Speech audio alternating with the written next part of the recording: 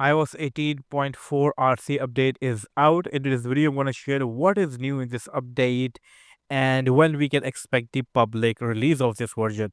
So without any further delay, let's dive into this video. Now here is the iOS 18.4 RC update, and over here you can see the size. It is 7.18 gigs on this device. Don't worry, it is not going to take any extra storage. It is going to override the iOS completely, so don't worry about the storage. Now if I begin that how you can install this update, it is very simple. What you need to do is simply go to your settings, go to journal, go to software update, and over here you will see the update.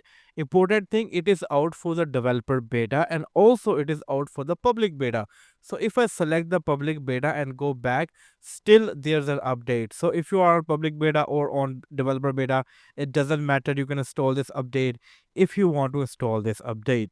Now let's talk about what is new in this update. Starting with very first thing, Apple Intelligence is available in more new languages, which is very nice. Along with that, prioritized notifications are over here.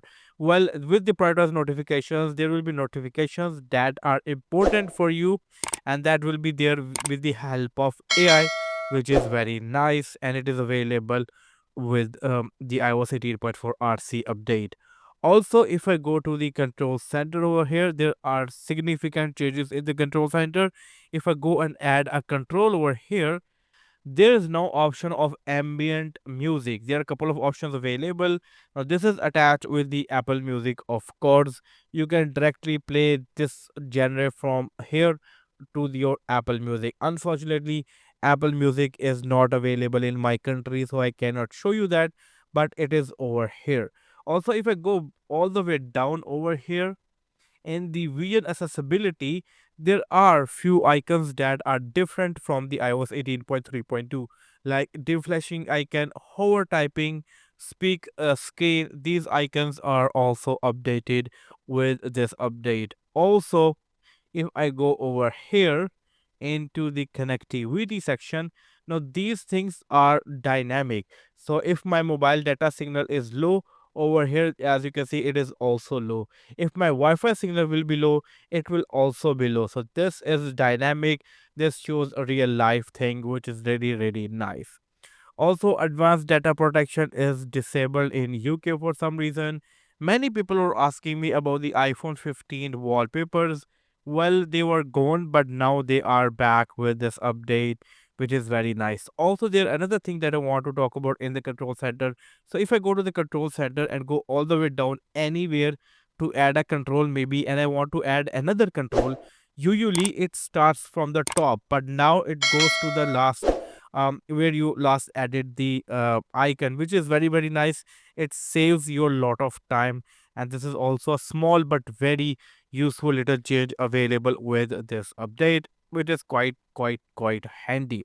Now for the devices that support a spatial gallery and Apple VN app and spatial gallery app is also available for them.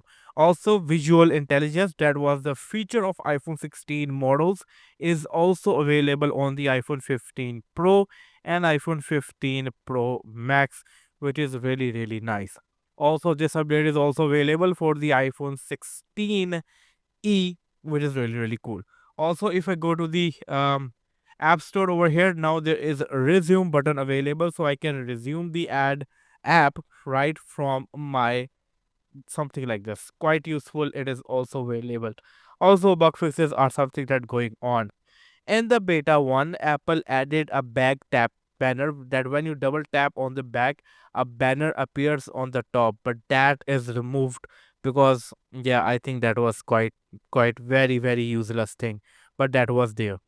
Anyways, if I go to the news app, and there is a new food section, and in the food section there are significant changes with new curated recipes and more stuff. Unfortunately, I cannot show you that. If I go over here, there are new curated recipes. Unfortunately, again, I cannot show you that, but it is also available for the users that are like use a News Plus or something like that. Just like that, there are more changes, US small changes that are there with every other device. Lot of stuff going on over here. Now, there are also significant changes in the Photos app that I want to talk about. So let's talk about that. So when you are over here into the utilities, now there is an added button on the top for the utilities. By tapping on the added button, you can, do something like this. You can you can rearrange the utilities, which is also nice, quite useful. It is also here. If you want to try out, you can do this. Also, if I go to the recently deleted over here, as you can see, there are new two buttons available, that is called recover all or delete all. This is the most useful thing, being very honest with you guys.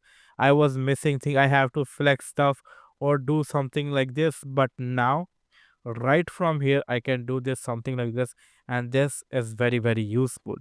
So these are some of the new features that are available with the iOS 18.4 RC update. These features were released over the period of more than a 1 month with the 4 different betas. If there is anything new in the RC update, I will definitely let you know, guys. Um, Important thing I want to talk about, I tested out every other beta of iOS 18.4 and then a Geekbench score of every other beta, but I am not happy with the scores are not that good. Like if I go to this score, it is 2274 on a single core, while 5440 on a multi-core. It is not a good score. If I go to any other score, for example, this was like I think beta 2 score or beta 3 score, I'm not sure. It was 2364 on a single core, while 5758 on a multi-core. Now on paper, scores look decent. I'm not saying this is a